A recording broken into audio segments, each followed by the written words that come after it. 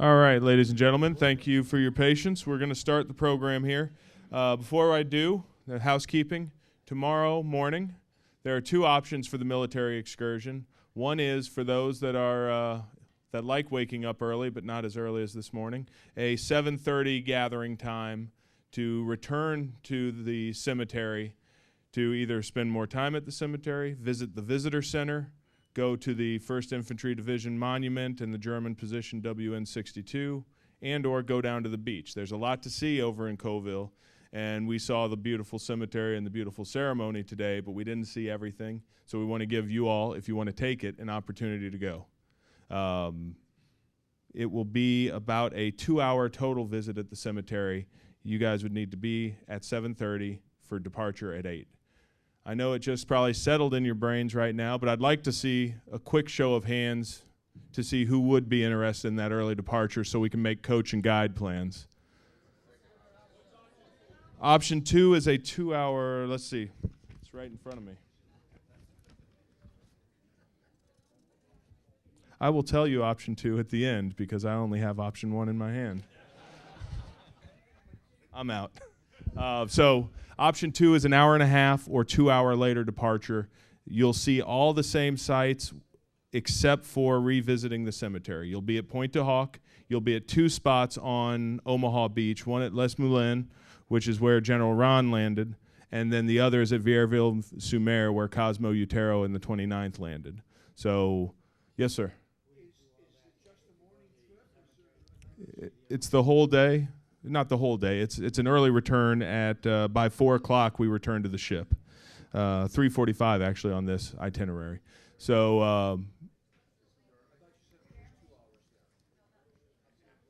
I'm confusing everybody.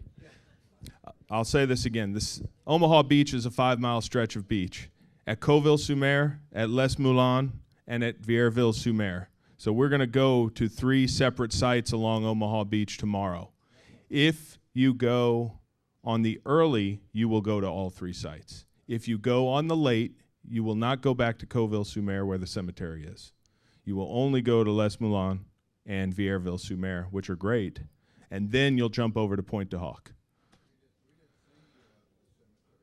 Yeah, and that's why we wanted to offer it. We didn't know if people would get a full chance to fully experience it, so we wanted to make sure people could go back and yes, sir, certainly. And the visitor center's great. So it looked like there was maybe a coach and a half that showed hands. Yes, General. Oh, okay. Great. Great. Okay, I'll do this again at the end of the program, and maybe you all can think about it, and maybe I'll have the answers in both sheets. So here's Dr. Mueller for the program you're all looking forward to with the D-Day veterans. You talk about the cultural tour? No, I don't. There's no option for there's no multiple option. There is a cultural tour, but I guess there are no options for that. I mean, so if you're going on that, you know. So in any event, I hope we didn't confuse everybody, but it's been a great day, folks, and memorable for all of us. So historic occasion. I think we will always look back on this moment in our lives and realize that we were a part of history today. It was just an amazing day. The weather cooperated. Everything was beautiful, and it was as emotional and compelling an experience for me, and this is my 3rd time for one of the 10-year events, and I think Tom has been 4 times. So it was really extraordinary, and the only thing that was kind of a screw up. We had nothing to do with it, but it was the French gendarmerie and the buses. But I'm sorry for that experience. That wasn't in our plan, but we had no control over that. In fact, we don't think the French had a plan. And if you and if you observed it, I think you probably would agree. We've been trying for a year to get some information out of them and tell them what we needed, but they never told us anything, and so we said on the buses this morning, be prepared for the unexpected, and it certainly did happen. But in any event, it was a wonderful day, and I think all of you all the spirits were high no matter what happened. Your resilience during those couple of hours or 3 hours while we waited around trumped everything for me. You just had great hearts, and I think everybody realized that what happened here on this day 70 years ago was the most significant thing, and those graves and the sacrifices was more important than any discomfort any of us felt. We were just all walking on clouds and on hallowed ground at the same time. So thank you for your patience this afternoon and forbearance with all of that. While we're getting ready to get the veterans up here and Tom to interview them, a number of you have been asking some questions in the last days since Lisbon about the museum. I've been getting them from everywhere, and we'll maybe have another chance in the next day or so when you're more rested about what's going on at the National World War II Museum and how some of you haven't been there. Many of you haven't been there yet. And so before they get on, we want to give you a little bit of 5-minute video about the heart and spirit of what's happening there. And what's happening in New Orleans today, in a way, is why you're here as well. And there's great spirit, great soul, and it, I think, gives you a sense of what inspires us, what compels us, what motivates our museum staff, our board of trustees, our volunteers, our members all over the country, 130,000 members who support us not for free admission, but because they believe the significance of what this museum is doing. And so some of you who don't know the museum, I think will appreciate this, and I'm just going to somehow fast forward to this. And if I don't screw this up, you'll be underway and the lights will dim and you'll get a sense of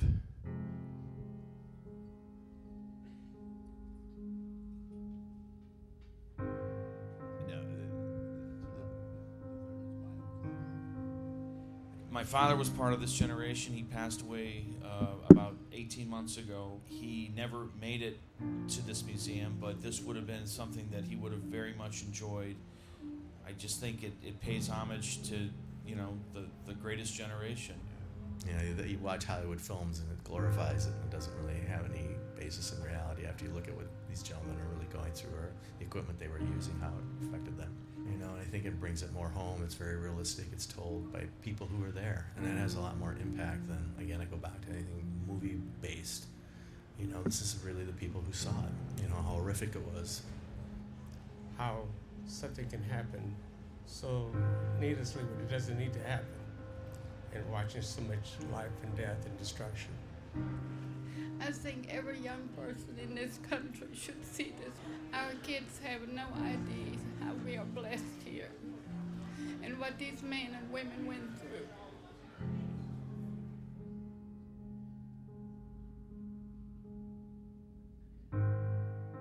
But it was a rough thing going into a land. They were shooting at you, and you didn't know where the hell they were shooting from. The tide pools were full of bloody water. The beach itself looked like it was painted with a red paintbrush. And at that second he was hit, and his eyes looked directly into mine. The look in his eyes as he died was a questioning look, or a puzzling look. We went by this concentration camp, just standing there holding on to that wire fence and trying to wave and trying to speak. You could tell they were trying to yell at us. They didn't have the strength. They were skin and bones, every one of them.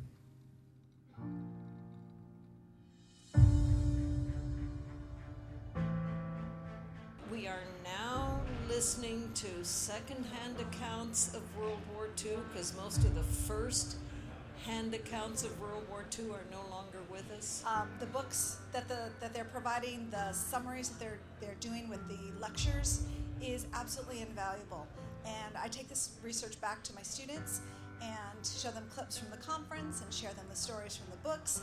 And we now have a lot of World War II historians in high schools. By hearing it from the academics and hearing it from the people who fought the war, they'll learn the importance of standing up and protecting this country, serving this country when necessary, and to understand that your grandpa may be an American hero. It's not all Pattons and Eisenhowers and MacArthur. Grandpa fought. Grandpa did something great too.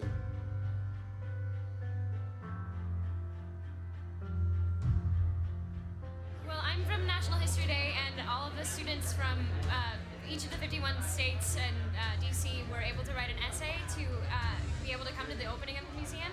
And it was based on World War II, and we get to meet veterans, and we get to be a part of the whole opening experience and preserve the history of World War II. We're touring the museum, and we're interviewing veterans for our project. The World War II changed a lot of everything here in America, and that it helped us be where we are now.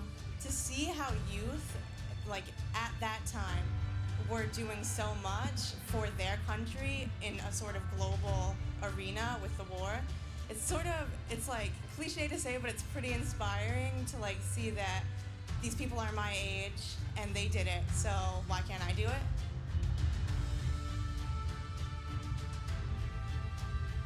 The ability, I think, our ability and willingness through this wonderful institution to stay connected with our living veterans who are living history, to learn from them, to integrate them into who we are, into the fabric of our everyday lives, and have a consciousness of that history, and the price they paid and the sacrifice they made is extraordinary. And so we have a duty. It's not just an opportunity, it's a duty to make sure that our children have that same awareness, because it tells them as Americans who they are, and it lets them know in a very visceral and intellectual way.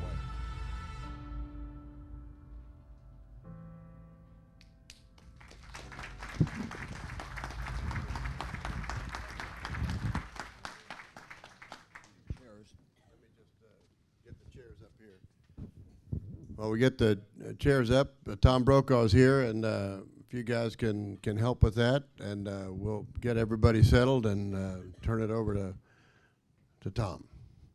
And you're getting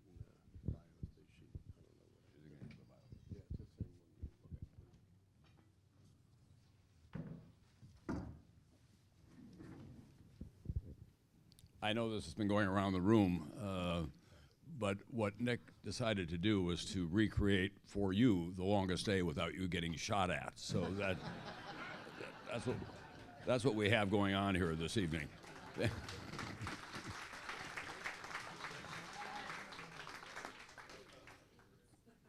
We're really privileged to have veterans of that day who are with us, and I thought, will not take a lot of your time tonight because I know it has been a long day, but this is a rare opportunity to have an exchange with them about what they think the larger lessons are. And in the course of that, they'll talk a little bit about where they were that day as well. Tom Blakey was with the U.S. Army 505th Parachute Infantry Regiment, 82nd Airborne on D-Day. He was featured this morning on the Today Show. It lit up the country. I've heard from everyone. So Tom, if you would come up and sit down right here next to me where I can keep my eyes on you, we'll get some help for you. Tom came back from the war.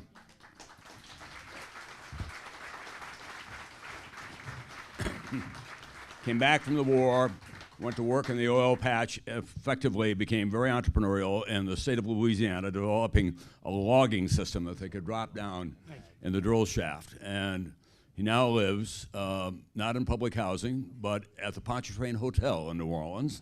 So that works out pretty well because, as he said to me, Brokaw, I made a ton of money, and he's going to enjoy it. Ralph Crump was a merchant marine, turned 19 when he was tired of being a civilian, went to the Navy recruiting office. There was a need there as well for deck and engineering officers on cargo ships, so he started basic training. A lot of people don't appreciate just how dangerous the merchant marine was because they were sailing through these U-2 infested waters. Great. Ralph, can you please wave? Ralph, we've heard from Ralph already. Oh, okay, I'm sorry. This is the museum's version of Fog of War, is what it is. Don Pullen is here, right? Don, if you could come up. Sorry, look, I'm going to take all of the stuff out that you don't need. Whatever I just handed you is what you need. This is what I need. Yes, so I've got yes, sir. Who else besides, just the two of them? John Ron right there. Okay. Thank you. Okay. That's it. I'm off. Some people are going to have to bring a note from home because they're absent without leave, it turns out. Darrell Rice with the 359th Regiment, 90th Division on D-Day.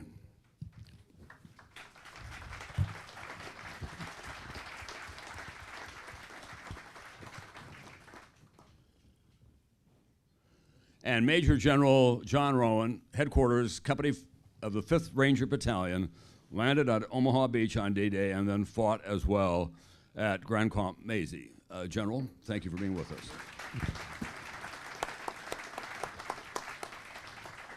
Tom, I want to begin with you. These people have had 2 wonderful weeks of hearing from Rick Atkinson and other experts on the war. Now they've visited Omaha Beach and the other important sites of D-Day. In a larger sense, not just what happened that day, what is it that you, as a veteran of that day and of World War II, would like them to think about as they go from here? Think about what was done for you 70 years ago today by a group of young men, boys, that got to be men in a hurry. They were given a job, they did the job, and we're all extremely proud of it. Thank you, Tom.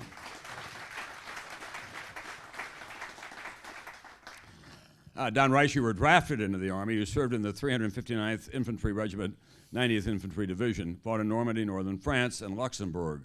You landed on Utah Beach. For you, what are the larger lessons beyond survival of that day as an individual as you came home and led a very productive life in America?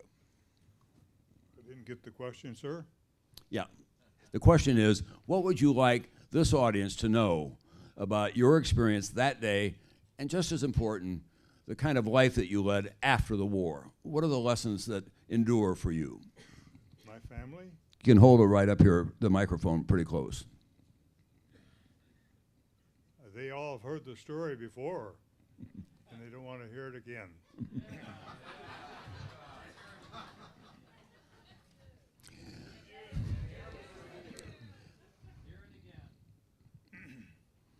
Well, let me give you a specific question, Don, if I can.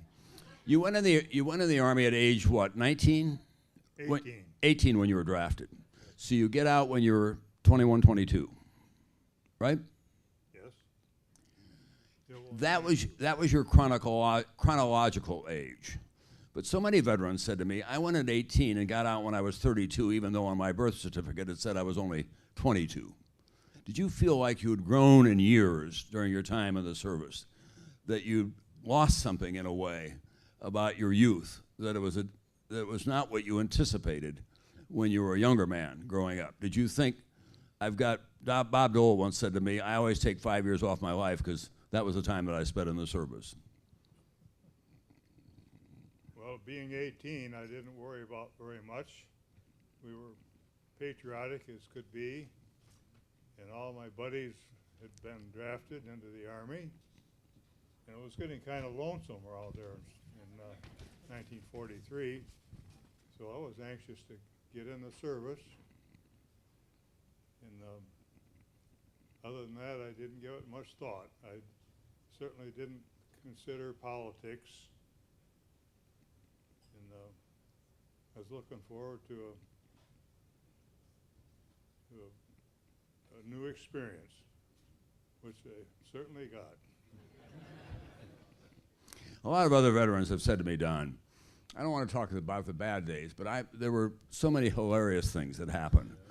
Are those the memories that you have that are as important to you as what happened to your friends, the good times that you had in the Army and the service, and the kinds of companions that you had? Well, basic training was kind of rough, and I learned how to carry a machine gun tripod, and then learned how to fire a machine gun, anxious to have a chance to do that. Do you still have friends from that time? Are any of your companions from World War II still around that you are in touch with? I'm sorry? Are you still in touch with any of the people that you served with? Just one is that I've been able to keep in touch with.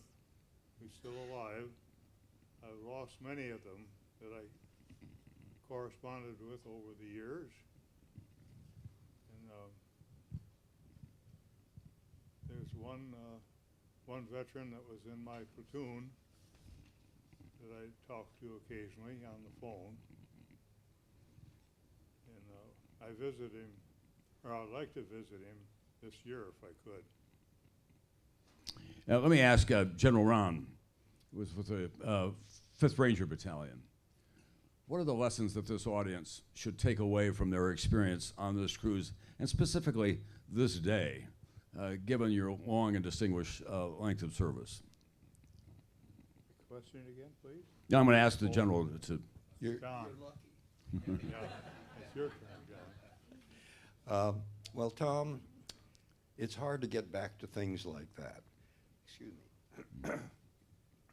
The thing that I took away from Omaha Beach was the fact that we had people who were so completely selfless that they did not concern themselves about their own safety, but they concerned themselves with their buddies, their comrades' safety.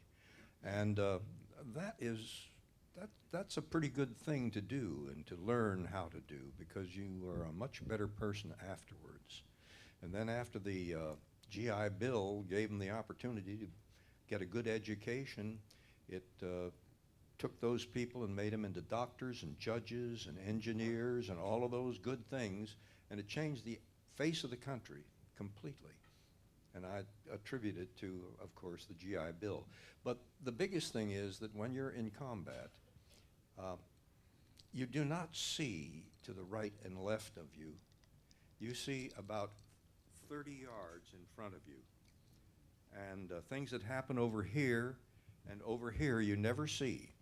And that's the reason why we all have different stories about the same events. I mean, we can be shoulder to shoulder, and my 30 yards that I'm looking at up there is different from his 30 yards, and entirely different things occur. So I learned, for example, just from that little bit, that different people have different viewpoints, and they're sometimes absolutely correct, both of them. And that training that you did as a ranger and that experience in combat, how did it carry over to when you eventually got involved in civilian life? Did it stay with you, those kinds of lessons? And did you lead your civilian life based in part on the training and the instincts that you developed as a ranger? If I may go back just a little bit to orient these people. You're a general, I'm a civilian. You can do anything you want. Anything I want. If I can do anything I want, I won't answer your question. Okay. But my father was an Army officer, so I was born and raised in the Army, and my only career thought was to go to West Point and become an Army officer. And I did that. And I was 17 when I entered West Point, and of course 21 when I came out. And at the time of the Normandy invasion, I was a captain, age 22. Most of my enlisted men under me were 18-year-olders. We might have had a couple of 17-year-olders, but basically they were 18 and 19 years old. Old enough to be very good students of the things that we taught them, very good practitioners of the art of killing other people, which is not a particularly nice thing, but it was very important under those circumstances. No, I learned a lot on the beach. I learned a great deal, but it was mostly about the selflessness of the people around me. And they weren't just rangers that were selfless. I mean, there were a lot of good soldiers in the other units that were there. Their problem was that they were scattered, leaderless, located in the wrong positions, places that they never studied carefully. And, but despite that fact, leaders rose among them and did push up those bluffs and did go into hedgerow country and did win the Battle of Normandy. Did that do it for you? That's very good, actually, as an answer.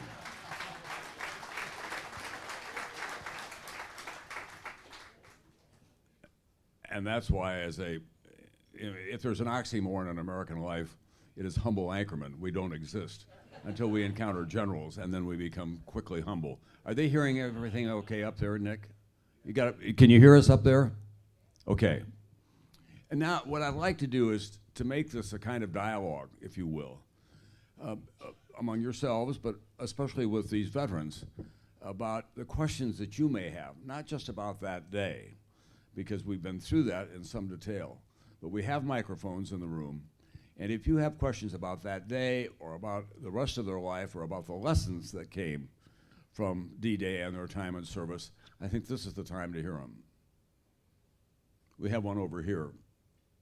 Right behind you, right there.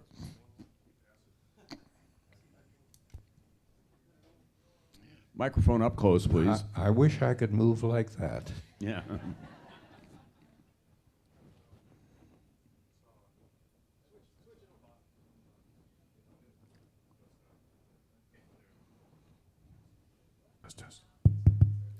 Sorry about the delay.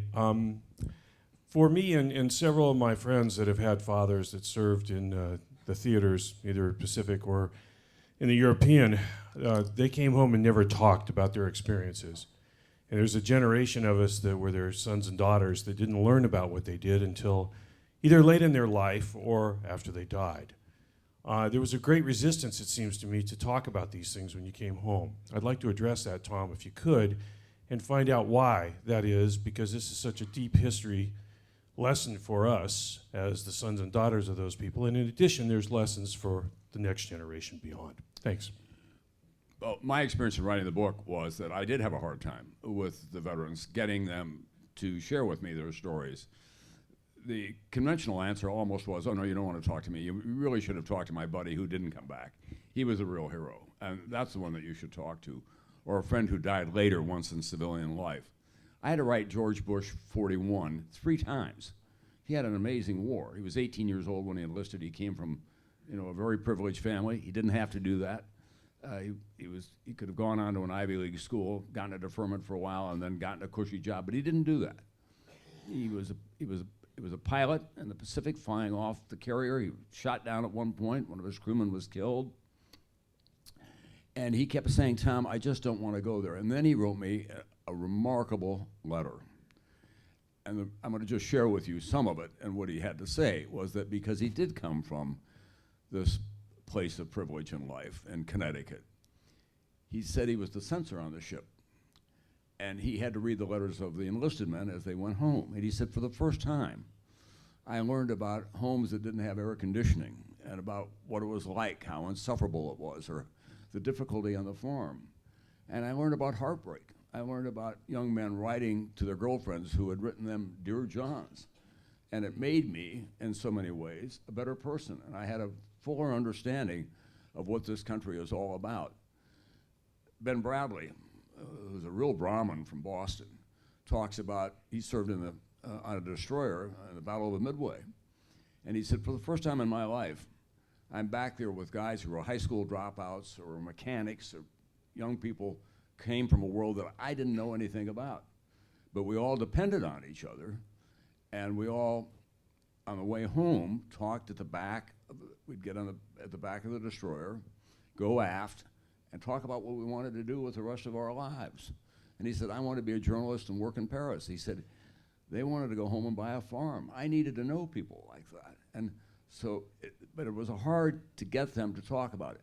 Mostly, they would say, it's too hard. I can't go back. I don't want to revisit those memories. And they were so eager to come home and start a new life. Now remember, they came out of the Depression, and then they went into war. So there was a 10-year period in their lives of these young people in which everything was about sacrifice and deprivation and hardship. And so when the opportunity came, once the war ended, they wanted to take full advantage of it.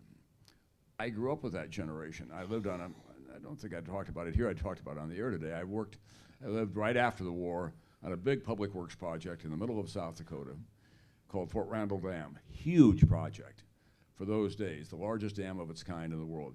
Every worker and everybody in town was a World War II veteran. Well, I would say 98% of them were, including the engineers and the steamship the steam shovel operators, everybody. They never talked about it because they were just so grateful to have this new life. So I think all of that had a lot to do with it. And then younger people who were coming along had no awareness of it. Those were the boomers, and they kind of didn't have any curiosity about their parents, didn't ask about them. I've often, if you'll just indulge me for a moment, I've often said this was the quintessential greatest generation, family, in about 1967. He was a Marine veteran of the Pacific. He dropped out of high school, came home, GI Bill, got some skills, was working in Detroit on the line, making a good wage, still had a crew cut, still Semper Fi. Came home one night for supper, as we called it in those days, sat down, looked up, and his daughter was there with a guy that she introduced as Zeke. Zeke was wearing his sunglasses inside, and he had a tattoo, and he carried his guitar everywhere. His son, sitting across the table from him, had a big swastika over the American flag, long hair, and said, "Dad, I'm going to Canada. I'm not going to serve in this war in Vietnam." He turns for some relief to his wife, who says, "Okay, big guy, how come I'm the only one who does dishes every night and cooks supper?" That is not an entire invention on my part. There was a real intersection of these generations and how they were going to deal with each other. And I think that drove a lot of them not to want to talk about it. And you can't quantify this in a way. You just have to intuitively keep talking to them and try to understand what they were about. Other questions? Tom, I have a question. Yeah, okay, we're going to, get the microphone, please. This occurred to me today. Is my microphone working? Is it working now? Yeah, it's working now. Okay. It occurred to me, my friend John Kerr from San Antonio, Texas, father was at Guadalcanal. He was a bomber, and he got injured. And that whole Pacific thing was that a separate war from what we've been in soaking all this last 4 or 5 days, or was it all one thing, or how do you divide that? I'm sorry, just repeat the last part of that question one more time. We've been knowing all about this European invasion for the last 4 or 5 days, and it seems like it was everything. But all the Pacific War, the South Pacific, Midway, and everything down there, my friend, his father was in Guadalcanal. Was that a different war, or I mean, did you run 2 wars at the same time, or how'd you do that? Yeah, honestly, I mean, one of the things that happened, 2 things that happened in terms of the attention that the various parts of the war didn't get. I was scheduled before I came here to be in Rome because people don't realize Rome fell the day before D-Day. The Italian campaign was wrapped up, tucked right up against D-Day. And General Mark Clark, who was not very popular in the ranks, complained to his friends because he didn't get any credit for Rome because they scheduled this thing called D-Day, and he was furious about it. He was eager to be seen as a heroic figure of some kind. And in the Pacific, same thing happened. A lot of island hopping, Guadalcanal and Iwo and Bougainville and all those places. There were no or very few correspondents who were keeping up with them. It wasn't getting the same attention in the press or the movie-tone news. The correspondents were headquartered in London, and that was not just Edward R. Murrow, but also Walter Cronkite and Andy Rooney for Stars and Stripes, and Charles Collingwood and all the New York Times correspondents. They were in London, and they were looking at the bombing runs that went out of there. They were very conscious that this invasion probably was going to happen. So there was a disproportionate amount of attention to the European war. On the other hand, taking down Hitler was crucial to the success of that war. Then the attention began to shift to the Pacific once Germany surrendered. but not many correspondents were on Okinawa either. And then the atomic bomb brought that to a halt. General Braun, it was 70 years ago that you landed on Omaha Beach. Right. Why don't you just, because you haven't been on this cruise, share with us your experience, because none of us ever tire of hearing what those days were like. What happened to you? Well, the first thing that happened to me was that the coxswain gunned the motors, got through the obstacles, and beached the ship or the boat, landing craft assault. And I expected, as usual, to jump off the ramp. I was second off the boat. Jump off the ramp into about waist-deep water. But this British coxswain had put us in where the water was not over my ankles. So I had an almost perfect dry landing there. And you'd be surprised how much that cheers you up after having to wade through water. It's not fun to wade through water when the tide is coming in, because the waves are behind you. They tend to knock you down. Your footing is insecure. You got probably too much weight that you're carrying, things like that. So that was the very first thing. The second thing that I saw very quickly, all of the artillery, and there was a lot of artillery firing from the end, the Vierville end of the beach, because I landed on Dog Red, which is about 1.5 miles, maybe a mile from Vierville. All the artillery that was coming from there wasn't shooting at us infantry on the beach.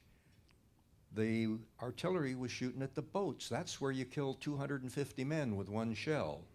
So they're not going to waste shell on infantry who've already spread themselves out on the beach. But to make up for that, we had torrents, and I mean literally torrents of rifle and machine gun fire going by. And it isn't pleasant when you hear that bullet crack. It's the bullet is supersonic, and although it is a little shock wave, it is still a shock wave that you hear as it goes by. And with the thousands and thousands of rounds that were pouring in on us, I've forgotten who told me the other day, or the German MG-42 machine gun put out 1,500 rounds a minute. So one machine gun could just crucify an advancing body of troops. But in any event, all of the fire was coming in from the right, and the reason for that was we were lucky. Ahead of us, the bluffs were on fire. It was I don't know why the grass was dry, because it had been raining for so long, but the grass was dry. The fires were flames leaping 3, 4, 5 feet up. There was smoke all over the hill. The Germans couldn't see through the smoke. The ones above us, up there, they couldn't see us, therefore they couldn't shoot at us. But better yet, when the flames reached their positions, they had to abandon their positions, including their weapons. So we had it quite easy in that sense. The people that were down on the water's edge, and our chaplain was one of them, Father Lacey, he stayed down at the water's edge. Now remember this, if you got hit and fell,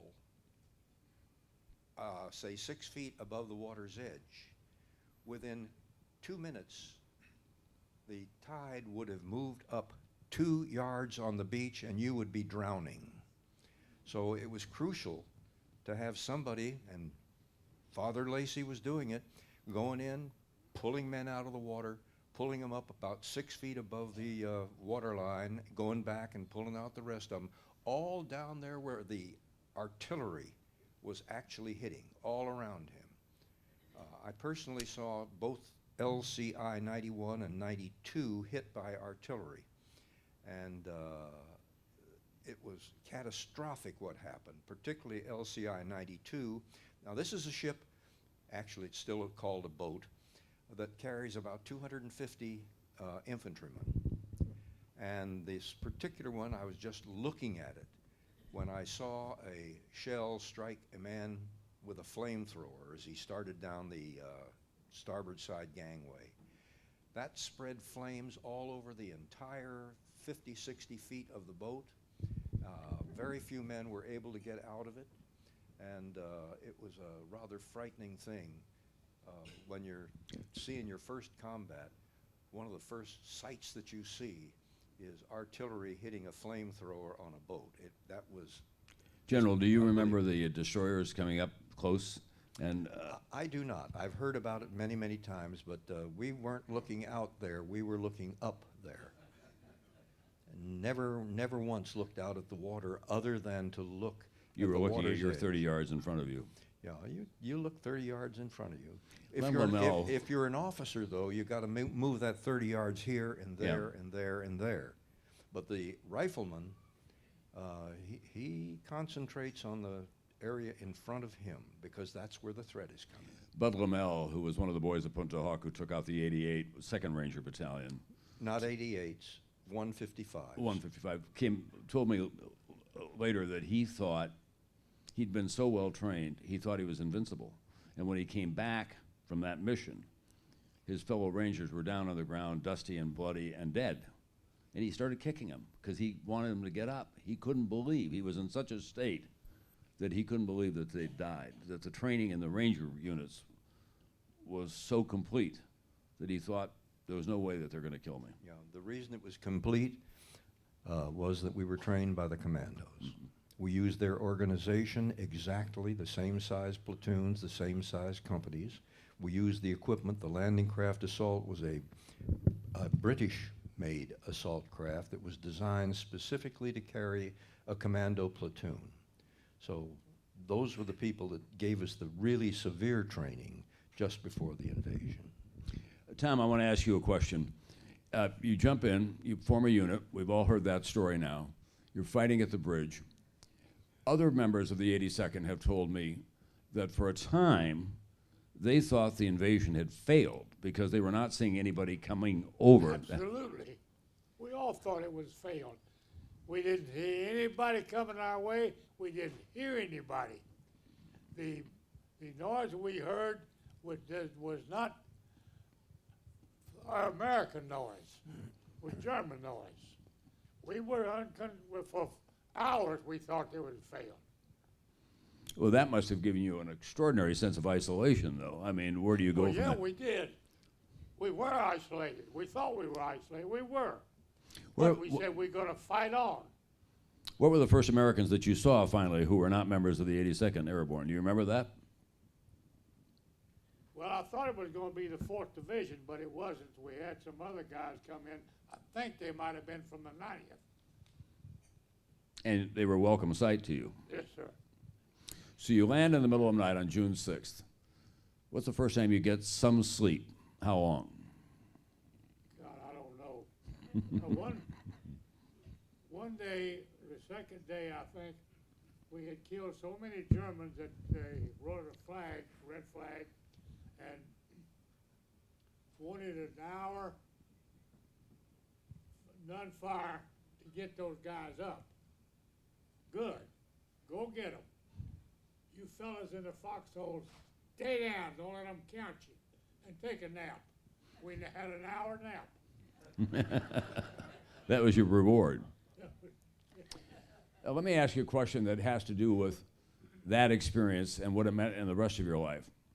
As I said at the beginning, you came back, not a college education, became very successful in the oil and energy business by developing the system of logging, what they were seeing. What was it that in your Army and your combat experience helped you do that? I had never been a person of training. I was just a kid that grew up. The Army taught me conditioning of Put your microphone. Associations with other people. It helped me later in life when I was in business. I had to have association with people to make my business good, and it was. There's a couple of guys up here now that I did a lot of business with years ago that helped me. One of them is a Marine flyer. He's sitting up there someplace. But the Army taught me a lot of things, how to get along, how to run people, how to make people work for you. They taught me how to take care of groups of people, how to take care of customers. And it did, and it was successful. And I was very proud of it. But the Army taught me a lot of things that I did not know as a young kid growing up. They taught me, and I appreciate it. I'm still doing it. Don, did you have the same experience, Mr. Pullman? Did what you learned in the military, how was it helpful to you in civilian life? It was fine. I was able to take the GI Bill training and learn a profession. Actually, I was an apprentice for a printing company, and that was one of the nicest things that happened. We got a stipend every month to help defray costs, and the military picked up the difference between our wages. So we were getting a decent wage, about $1.50 an hour, and my paycheck though amounted to 90 cents an hour. But having that additional money come in every month from a check from the government was great. And that would be the next thing that happened is when I decided to get married, there was such a thing as a GI Bill 4% mortgage interest rate, which allowed my wife and I to buy a home. And I'm still an apprentice in the printing business. And to get a 4% loan was a great thing.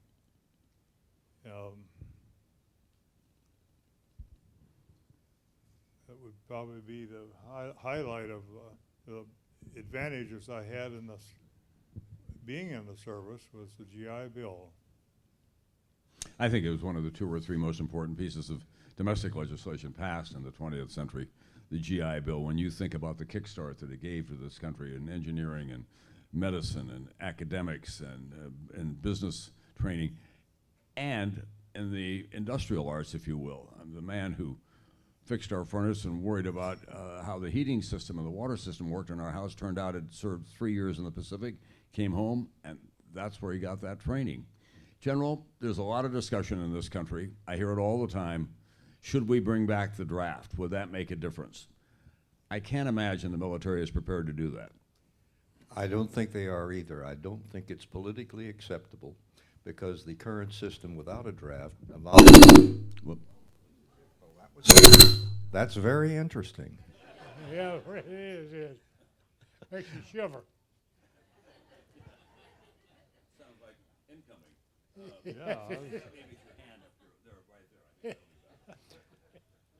There's one nice thing when you're 92 years old. If you're interrupted while speaking, you are allowed to ask the questioner, what the hell were we talking about?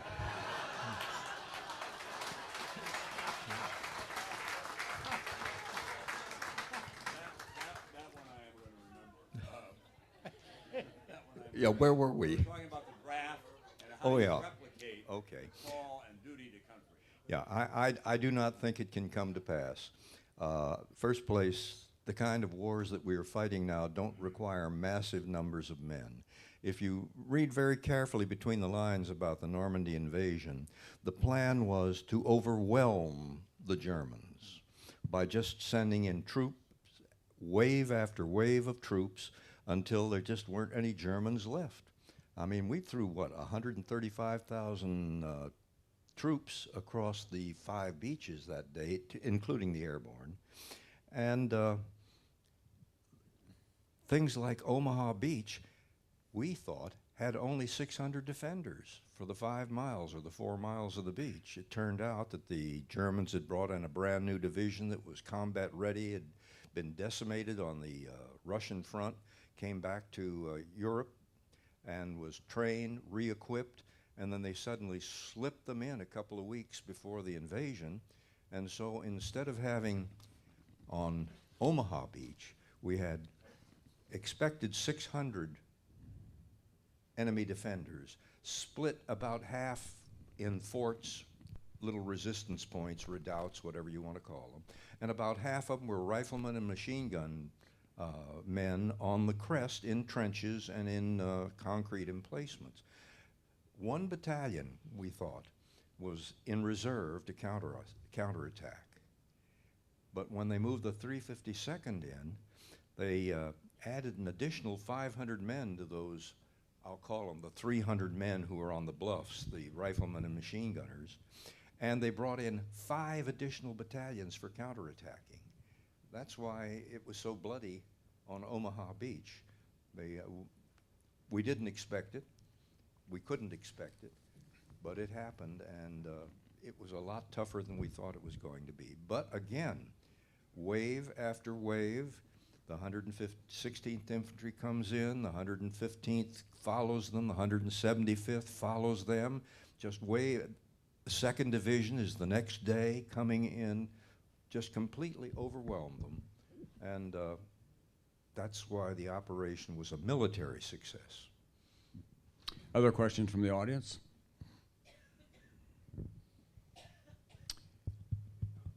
Right over here in the corner. Gentlemen, do you have a message for our children and our grandchildren based on your past experiences and your lifetime? Tom, why don't you take a crack at it? Did you hear him? Message? I heard him. Okay. Yeah, I've heard him before, too. We've got too many mama's boys growing up. We got daddy's girls growing up. We got to change that around because the boys are not making the deal. Pretty good answer. General? I'm not a philosopher. The thing that I've noticed lately, and it's been the last couple of years, you go out and you talk to Rotaries or you talk to high schools, talk to people like that, and I used to do a lot of that.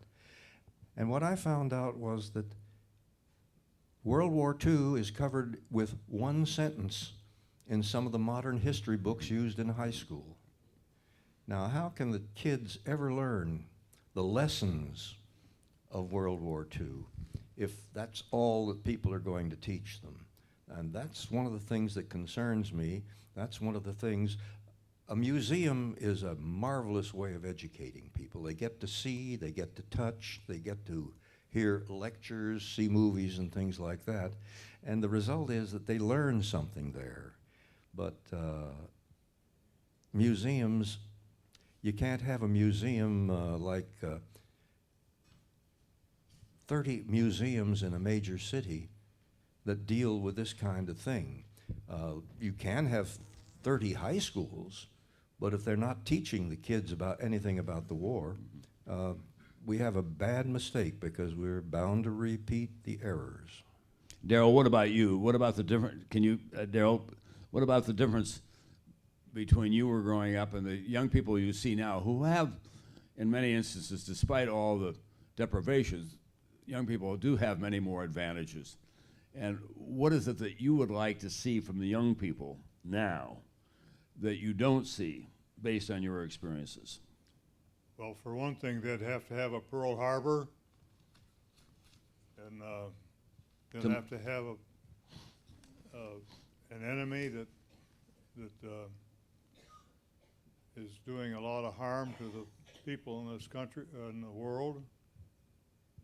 I don't believe that we have any young people today that would be patriotic. They have no reason to be, like we were in World War II. The war was such a big thing, and we had to build our army from scratch, literally. And I don't think today that children or young men have any interest in in killing like that. They're in the digital age, and they've got something in their hand. They're sticking away at a game, possibly, or listening to music. And I just don't think they would make good soldiers. I could be wrong, but I think they would need a lot of reasons to need to go to war. It would be like Vietnam if they hadn't. We didn't have the draft. They were volunteers, if you remember, that went into war, and the war was very unpopular. And I think that's still held over today. That the bad things that happened in Vietnam, plus now in the Mideast, we should. I think most everybody would feel that let them have their war, let them kill one another, and keep us out of it. Yeah, the question is, if I can, to defend this generation segment of it. 9/11 was our Pearl Harbor for this age group. Yes. And they responded, but it was less than 1% of the population. Yes. Mostly working class people who stepped up, volunteered, raised their hand and said, I want to go in the Marines, I want to go in the Navy, I want to go into something. There was a response to it. 99% of the country felt none of the pains or the sacrifices of that war. Nothing was asked of them by the president or by the Democratic leadership in the Congress as well, or by other leaders in this country. They were told to resume their lives and keep the economy going. So we had a very narrow segment of our population who were volunteering to go to war. And they went to a very brutal war in Iraq and Afghanistan both. And they've come home and they're determined, many of them, to make sure that those lessons are not lost on the country. My own strong feeling is that we ought to have new forms of public service. They don't necessarily have to be in uniform, but that there ought to be more than just a dotted line that connects you to your country. All the polling in the millennials right now shows that those young people between the ages of 18 and 24 feel disconnected from the institutions that we've all grown up with. Not just the congressional or the political institutions, but the corporate institutions and the other parts of American life that, as imperfect as they may be on a day-to-day basis, have made this country go. Because you have to stop and think. They came of age at 9/11. They watched their parents lose a job or lose a house during the Great Recession, and they see this enormous turnover and roiled feeling in the country. So the real question is, how do you replicate the kind of commitment that less than 1% has to something greater than themselves and the 99% of the people who are not responding? I really do think that's the issue. Mr. Brokaw, one of our World War II vets has a comment on this question as well. Today, I saw examples of our great soldiers, people that acted as guides to us. I met West Point cadets. I am very impressed with the youth of this country. Thank you. Listen, we promised you that it would not be a long evening. I'm not on the board of the World War II Museum. I'm just worked like a workhorse by Nick, it turns out, in the course of the museum. I care so deeply about this museum and about the issue that brings us all here tonight, in part because of all that we've talked about, the lessons that endure for this country. And it was so refreshing to hear General Ron talk about the importance of museums. I must tell you, as someone who was present at the beginning of what was then called the D-Day Museum in New Orleans, to see it grow as it has to what it is. It's a repository, not just for the lessons of World War II, but what made up this country. And it honors not just what I call the greatest generation, but all the generations that preceded that as well. And so I'm really very, very grateful to all of you for being here. But remember as well that this cruise will come to an end, the museum will not. It has to continue. And the fact of the matter is that, which I still find astonishing, that we get very little help, as it were, from the Congress of the United States or from the federal government. This is an enterprise that really has bootstrapped its way to where it is. I have sent a lot of people down there, and I think the most reassuring moment I had is when I persuaded some people who are at GE to have a board meeting at the museum. And they came away wide-eyed. It's a wonderful place for boards, corporate boards or NGO boards to have meetings, because you come out of there with a sense of the possible. You come out of there with a sense of we can do something larger than ourselves.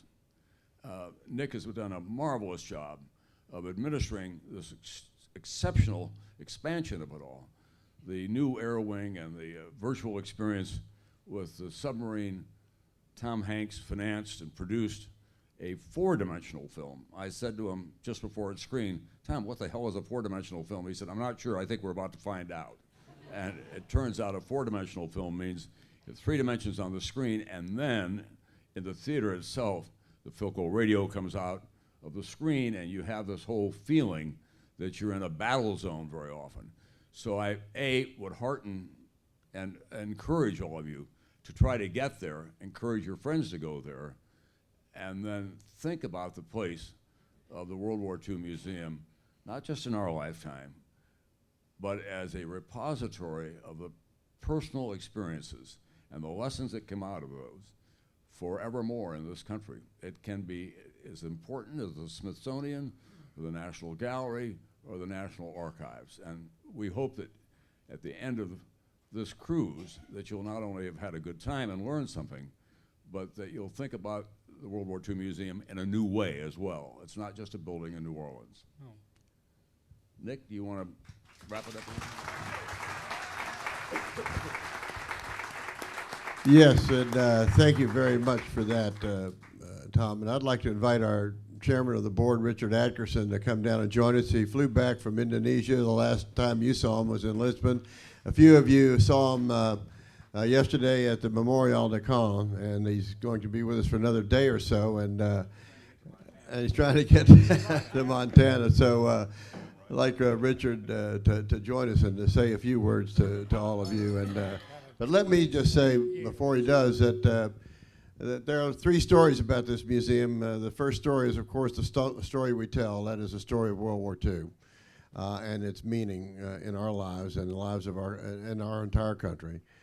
Secondly is the story of the museum itself and how it evolved from a couple of history professors 24 years ago with a very modest vision. And thirdly is your story and what this might mean to you in the future and how you might become involved with us and be champions for the museum. And having said that, I'll turn it over to our leader. This is our leader. This is a guy that's okay, how's that? I said this is our leader. I don't deserve that phrase because what this man has done is just remarkable. And I've seen a lot of charity institutions and other museums, and nobody's done a better job than Nick in leading us. And Tom, I just want to thank you for what you've meant to the museum. I mean, during the course of my lifetime, you know, I'm the age of that kid with the SWAT sticker that you were talking about. But I've watched this man represent his profession in a way that is just extraordinary. And now getting to know him for the work you're doing with the museum and so forth, I just have tremendous respect for him. And I think we all ought to give him a round of applause.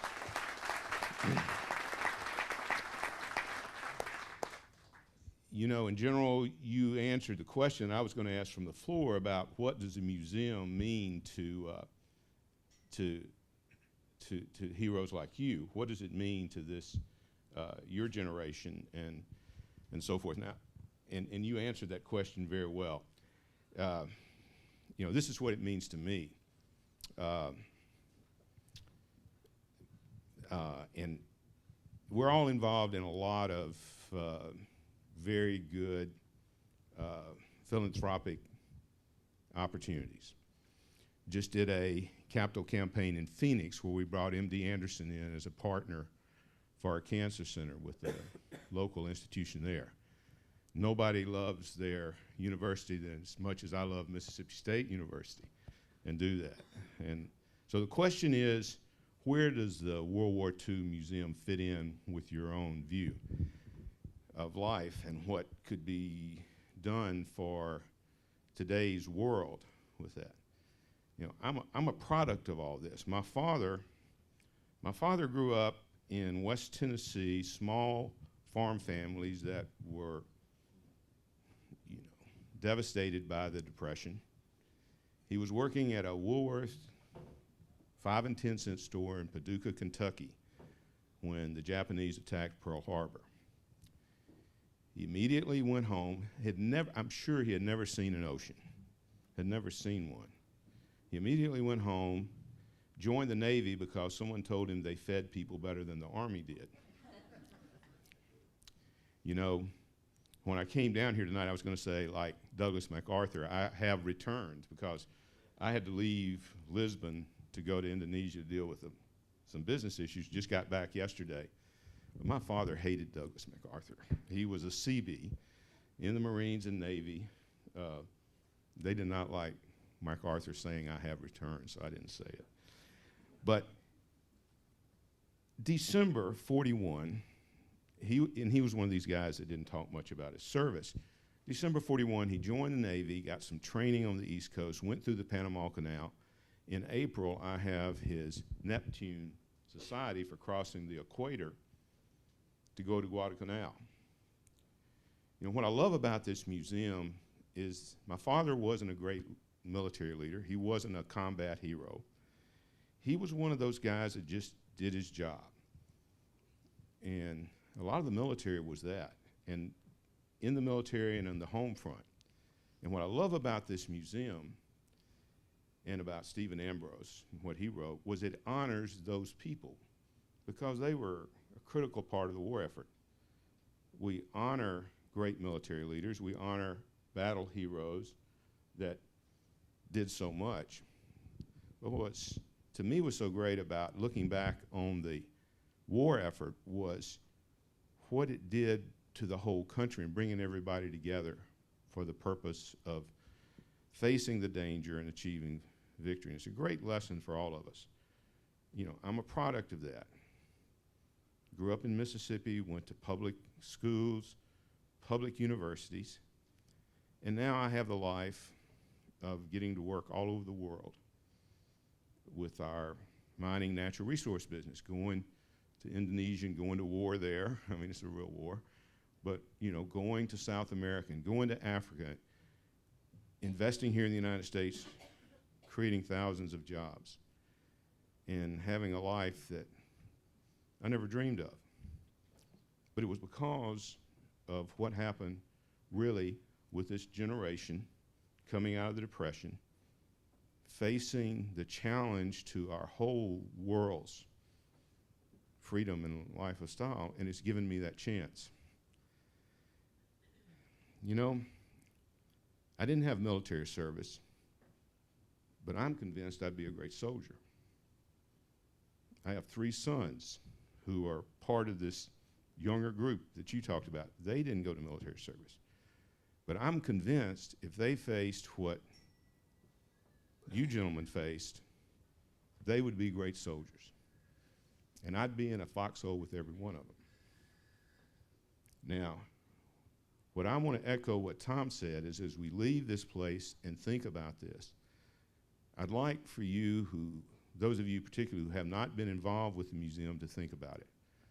Come down and see it and think about the role that it plays to fill in this gap of history books today that give one sentence to World War II, of the stories that it collects of great military leaders, of war heroes, and of everyday people that were in the service and what people did on the home front. It is really special.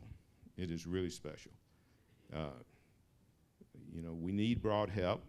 We've had some help from the government, the state of Louisiana, but this has been basically an effort of, you know, people like me who've see this,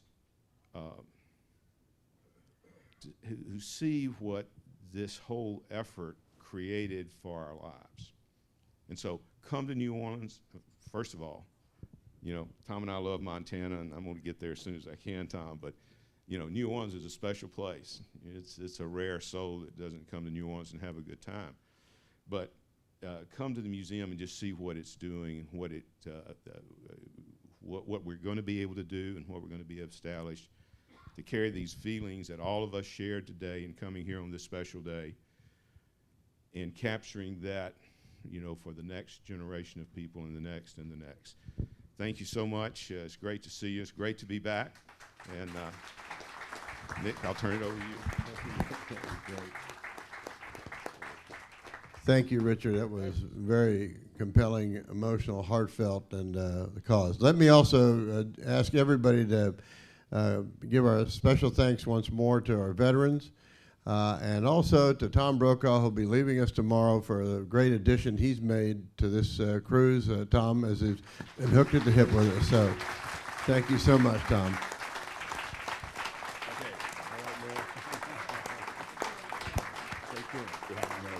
Dinner here?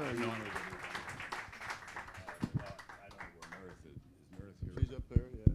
She was. Thank you all very much. I'd like to thank Mr. Blakey, Darrell Rice, and General Ron as well, not just for tonight, but for 70 years ago and for 70 years of leading healthy, productive, and inspirational lives. Thank you, gentlemen.